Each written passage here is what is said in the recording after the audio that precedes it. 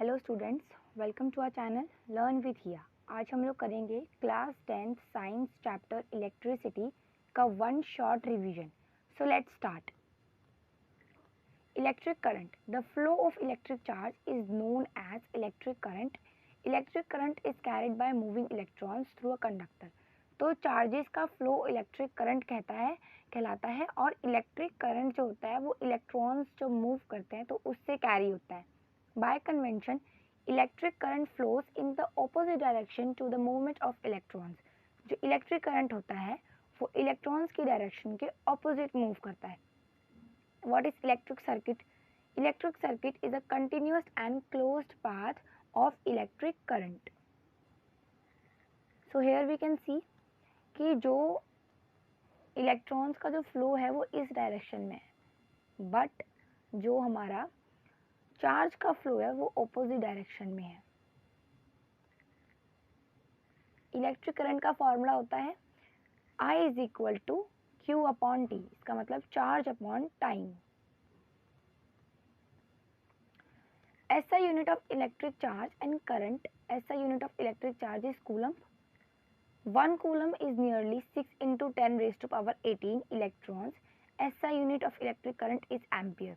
तो जो चार्ज का SI यूनिट होता है वो होता है कूलम और करंट का SI यूनिट होता है एम्पियर। और एक कूलम में 6 into 10 की पावर 18 इलेक्ट्रॉन्स होते हैं। Ampere is the flow of electric charge through a surface at the rate of 1 coulomb per second.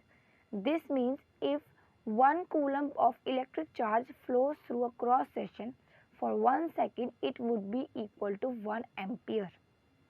Therefore, 1 ampere is equal to 1 coulomb upon 1 second.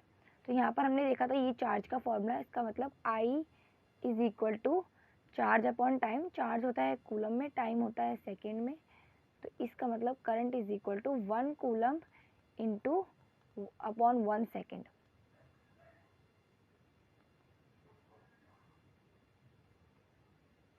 Next, अब current की छोटी value 1 milli ampere is equal to 10 raise to power -3 ampere and 1 micro ampere is equal to 10 raise to power -6 ampere. जब question आते हैं कि ये micro ampere है तो उसको हमें इससे मल्टीप्लाई करना होता है कि 5 इज अ माइक्रो एम्पियर, तो उसको हम 10 रेज टू पावर -6 से मल्टीप्लाई करेंगे तब उसकी नॉर्मल वैल्यू आ जाएगी। Ammeter and apparatus to measure electric current in a circuit. तो एमीटर डिवाइस होती है जो कि इलेक्ट्रिक करंट को मेजर करती है सर्किट में कितना करंट फ्लो हो रहा है। चार्ज लाइक मास, तो charge is fundamental property of matter, therefore there are two types of charges, positive charge and negative charge. दो टाइप के चार्जेस होते हैं, हमको पता है। और चार्ज का ऐसा यूनिट होता है कूलम, और एक कूलम होता है 1 एम्पियर इंटू 1 सेकेंड। क्योंकि करंट का फॉर्मूला था चार्ज अपॉन सेकेंड और चार्ज होता है कूलम में, तो coulomb is equal to current into time.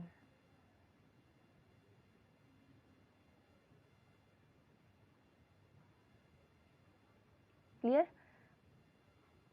Thus the quantity of charge which flows through circuit when 1 ampere of current flows through it in 1 second is known as 1 coulomb charge.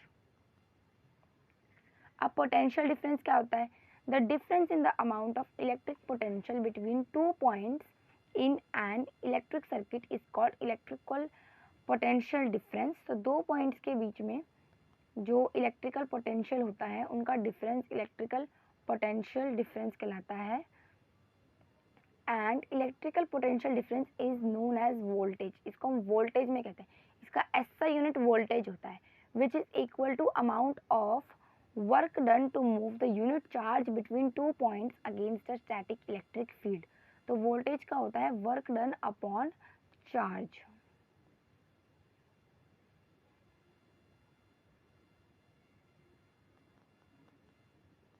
work done upon charge. Since joule is the SI unit of work, coulomb is the SI unit of charge, 1 volt of electrical potential difference is equal to 1 joule of work to move a charge of 1 coulomb from one point to another. Therefore, 1 volt is equal to 1 joule upon 1 coulomb and 1 joule upon 1 coulomb.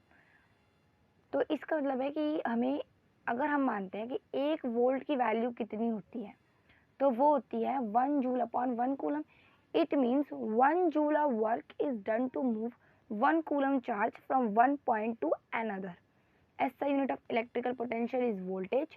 Volt meter क्या होता है? An apparatus to measure the potential difference और electric potential difference between 2 points in an electric circuit. तो जैसे M metre था जो current measure करता है, वैसे वोल्ट मीटर पोटेंशियल डिफरेंस या इलेक्ट्रिकल पोटेंशियल डिफरेंस मेजर करता है 2 पॉइंट्स के बीच का. अब पढ़ते हैं very important Ohm's law. Ohm's law states that potential difference between 2 points is directly proportional to electric current and constant temperature. ठीक है, तो constant temperature भी कह सकते हैं हम इसको, resistance भी कह सकते हैं. V is proportional to I and V is proportional to constant temperature. तो V is equal to IR. तो R is equal to, और जो यहाँ पर I होता है इसका मतलब पोटेंशियल डिफरेंस करंट के डायरेक्टली प्रोपोर्शनल होता है, और R कांस्टेंट होता है जो कि टेम्परेचर को दिया गया है, और इसको कहते हैं रेजिस्टेंस. इसका मतलब वोल्टेज इज इक्वल टू, मतलब potential difference is equal to resistance into current, and current is equal to V upon R potential difference upon resistance, and R resistance is equal to potential difference upon current. Resistance is the property of conductor which resists the flow of electric current through it. SI unit is ohm. तो resistance वो होता है जो कि एक property है conductor की जो कि फ्लो ऑफ चार्ज को रोकता है. A component that is used to resist the flow of electric current in a circuit is called resistor. तो resistor लगाया जाता है, और जैसे एमीटर था, वोल्ट मीटर था, जैसे एम मीटर और वोल्ट मीटर लगाए जाते हैं वैसे रेजिस्टर लगाया जाता है. A component that is used to resist the flow of electric current in a circuit is called resistor. In practical application, resistors are used to increase or decrease electrical current. तो applications, practical application में जो resistors का use होता है वो current को increase या decrease करने के लिए होता है.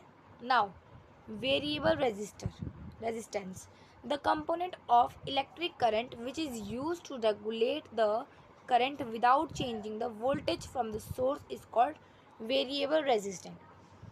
इलेक्ट्रिक सर्किट में करंट को रेगुलेट करना बिना वोल्टेज को चेंज किए. Now rheostat, this is a device which is used in a circuit to provide variable resistant. जैसे कि हमारा रेजिस्टर यूज़ हुआ था वैसे ही रियोस्टैट यूज़ होता है वेरिएबल रेजिस्टेंट प्रोवाइड करने के लिए सर्किट में. Next, factors on which resistance of a conductor depend. So it depends on 3 factors. First is nature of the conductor, second is length of the cross section, and third is area of the cross section.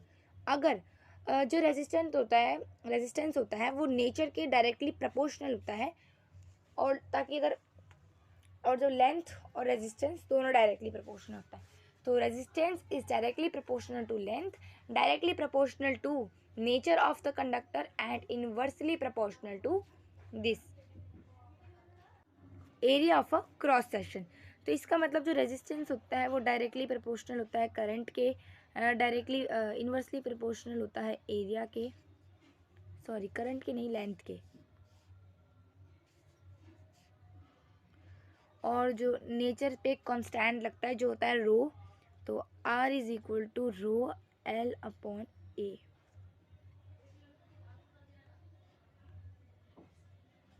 ठीक है. Next, दो combination of resistor, series and parallel combination, heating effect of electric current and electric power. अभी हम आगे पढ़ेंगे. अभी हम just पढ़ेंगे सीरीज और पैरेलल के बारे में, फिर हम पढ़ेंगे electric heating effect of electric current, फिर हम पढ़ेंगे इलेक्ट्रिक पावर. ठीक है. सबसे पहले कॉम्बिनेशन ऑफ रेजिस्टर. तो 2 कॉम्बिनेशन होते हैं, एक तो होती है सीरीज़ की, एक होती है पैरेलल की. यहीं पर समझेंगे सीरीज़ और पैरेलल क्या है, फिर आगे उनका डेरिवेशन करेंगे उनके फॉर्मूले का. तो series and parallel combination. Series का मतलब क्या होता है, एक सर्किट होता है उसमें मैं रेजिस्टेंस बनाऊंगी, तो रेजिस्टेंस होता है ऐसा. ठीक है, ये होता है रेजिस्टेंस. तो सीरीज का बनाते हैं, सीरीज में रेजिस्टेंस होता है वो ऐसे होता है, ये दो रेजिस्टेंस है और यहाँ पर एक बैटरी होती है, यहाँ पर की होती है और ये रहा, यहाँ से करंट फ्लो हो रहा है, ये जैसे 5 ओम है, ये 10 ओम है, तो ये क्या है, ये है सीरीज में। अब हम देखेंगे पैरेलल में कैसा होता है। Now let us see for parallel. Parallel का मतलब क्या होता है, ऐसे पैरेलल होना, तो पैरेलल का देखते हैं। ये हमारा पैरेलल में है,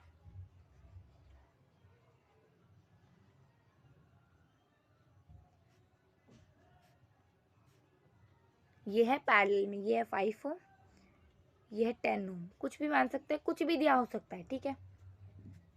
अब इनके फॉर्मूले का डेरिवेशन पढ़ते हैं।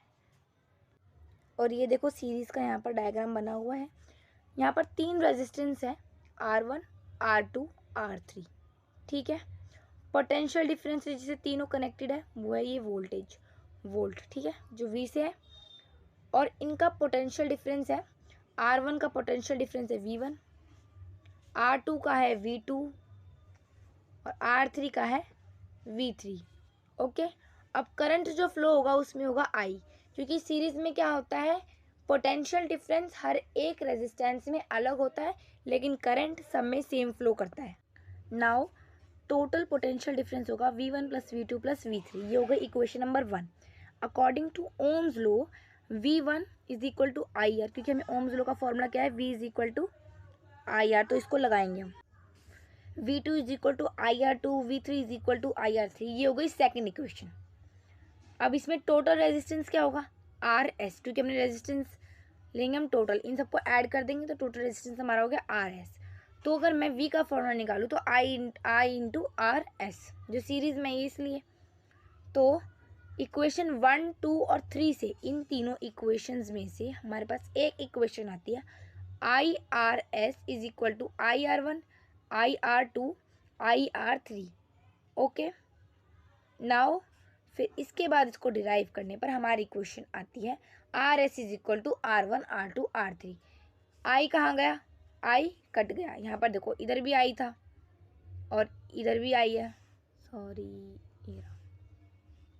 इधर भी I है, यहाँ भी I है, तीनों में I है। I को कॉमन ले लेंगे, ठीक है। यहाँ I R था, यहाँ पर R1 plus R2 plus R3, जो R था इनमें I था नहीं कॉमन, I चला जाएगा यहाँ नीचे डिनोमिनेटर में और ये डिडक्ट हो जाएंगे, तो RS is equal to R1 plus R2 and so on, ठीक है। ये था सीरीज में। नेक्स्ट हमारा आता है पैरेलल में। यहाँ पैरेलल में ये देखो, ये जो यहाँ पर मैं एक सर्किट बना देती हूँ,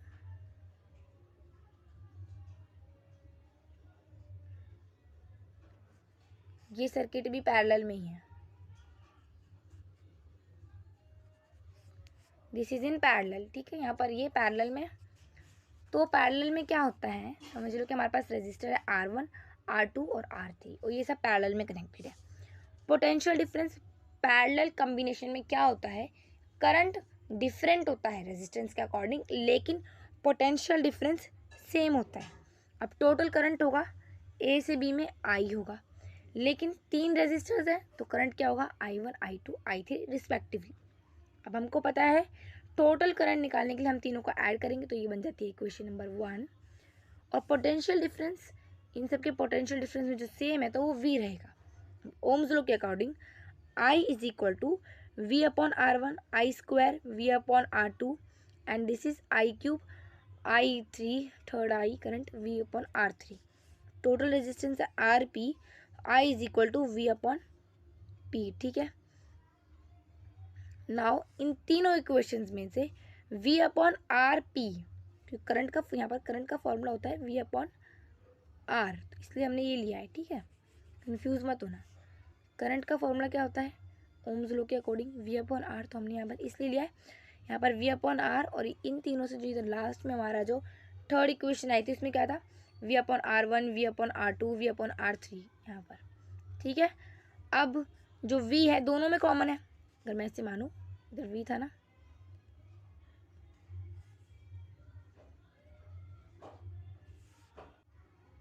यहाँ पर क्या है, v upon R P, v upon R1, v upon R2 plus v upon R3। v को ले लूँगी मैं सब में कॉमन, जो यहाँ पर जो v है ना, सब कट हो जाएंगे, यहाँ इनकी जगह 1 आ जाएगा और v आ जाएगा कॉमन। अब इस v को मैं यहाँ ले जाऊँगी और ये यहाँ पर किस में आएगा, यहाँ किस में था, मल्टीप्लाई में, यहाँ आ जाएगा डिवाइड में, v से v डिडक्ट हो गया, तो इधर डायरेक्टली हमारा आ जाएगा 1 upon R P is equal to this. तो जब पैरेलल में होगा तो कम्बिनेशन टोटल रेजिस्टेंस निकालने के लिए हम reciprocal 1 upon R1 plus 1 upon R2 plus 1 upon R3 वाला फॉर्मूला लगाएंगे, और जब ये होगा सीरीज में तो हम सबको ऐड कर देंगे। I hope till here it is clear. अब आता है हमारा heating effect of electric current. When electric current is supplied to a purely resistive conductor, the energy of electric current is dissipated entirely in the form of heat and result resistor gets heat। जब भी एक current pass होता है तो हमने देखा होगा phone charge लगाते हैं तो फ़ोन गर्म हो जाता है। गर्म किस लिए होता है, हीटिंग इफेक्ट ऑफ करंट की वजह से। When electric energy supplied to an electric bulb, the filament gets heated। जो फिलामेंट होता है बल्ब के अंदर का, जो फिलामेंट होता है ये हीटेड हो जाता है। हीटेड क्यों होता है, electric effect of heating effect of electric current की वजह से। इलेक्ट्रिक करंट की वजह से जो कंडक्टर होता है वो गर्म हो जाता है, इसी को हम कहते हैं heating effect of electric current. अब जूल्स लॉ ऑफ हीटिंग की बात आती है तो सबसे पहले इसमें एक चीज़ लगती है, v is equal to work done upon charge. हम जूल्स में वर्क डन क्यों निकाल रहे हैं, क्योंकि हीट का मतलब वर्क ही होता है। हीट और वर्क डन को हम साथ कंपेयर कर सकते हैं, तो उसका मतलब वर्क डन क्या होगा, v इंटू क्यू हो जाएगा। ओके, क्यू का क्या फॉर्मूला होता है, I इंटू टी, तो वर्क डन हो जाएगा VIT, तो ये आ गया VIT। अब V का क्या होता है, potential difference is equal to IR, तो यहाँ पर हम V की जगह IR लगा देंगे, IR IT, ठीक है, TI, तो ये हो जाएगा I स्क्वायर RT। तो यही है Joule's law of heating, this is Joule's law of heating. और इसका मतलब है heat is directly proportional to square of current and directly proportional to resistance and directly proportional to time. अगर square of current का time increase होगा तो उतनी ही हीट इंक्रीज होगी, रेजिस्टेंस इंक्रीज होगा तो हीट इंक्रीज होगी, टाइम इंक्रीज होगा तो हीट इंक्रीज होगी। Now some examples of heating effect of electric current. पहला एग्जाम्पल आता है बल्ब का।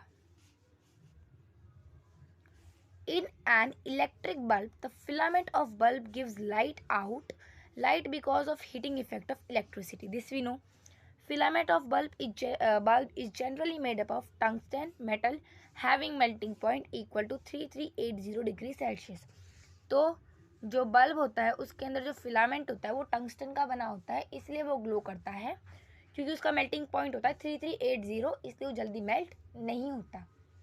देन आती है हमारे पास iron. The element of electric iron is made up of alloys having high melting point. Electric heater and geyser work on the same mechanism. इनका high melting point होता है, इसलिए गर्म होने के बाद जल्दी मेल्ट नहीं होते। इलेक्ट्रिक फ्यूज, ये फ्यूज का इम्पॉर्टेंट होता है। Fuse is used to protect the electrical appliance from high voltage. Electric fuse is made up of metal, alloy of metal such as aluminium, copper, iron, lead. In the case of flow of higher voltage, fuse wire melts and protect the electrical appliance. तो क्या होता है, जो fuse का wire होता है इसमें से हाई वोल्टेज का करंट, हाई वोल्टेज, जब फ्यूज़ के अंदर से हाई वोल्टेज पास होती है तब ये मेल्ट हो जाता है। इसके अंदर जो फ्यूज़ वायर होता है जो एलॉय या फिर मेटल का बना होता है वो मेल्ट हो जाता है। इससे क्या होता है, जो इलेक्ट्रिक अप्लायंस होता है वो बचा रहता है। अब हम पढ़ेंगे इलेक्ट्रिक पावर के बारे में। तो SI unit of electric power is watt. 1 watt is equal to 1 volt into 1 ampere। इसका मतलब पावर का फॉर्मूला है V इंटू आई, और किलोवाट होता है 1000 watt. Consumption of electricity is generally measure in kilowatt. जब हमसे क्वेश्चन में पूछा जाए how much energy is consumed, तो हम उसको कैलकुलेट करेंगे किलोवाट में, वाट में छोड़कर उसको नहीं छोड़ देंगे, वाट में कैलकुलेट करके नहीं छोड़ना। Unit of electric energies kilowatt per hour, kWh। 1 kilowatt is equal to 1000 watt into 1 hour. 1 unit is equal to 1000 watt into 3600 second. अब आपसे पूछे कितनी यूनिट जो इलेक्ट्रिसिटी है वो कंज्यूम्ड हुई है, तो आपको यूनिट में निकालना, जो कि होता है 1000 वाट into 3600 second. 1 kilowatt is equal to 3.6 into 10 raised to power 6 watt second, या फिर joule. Clear? So that was all for this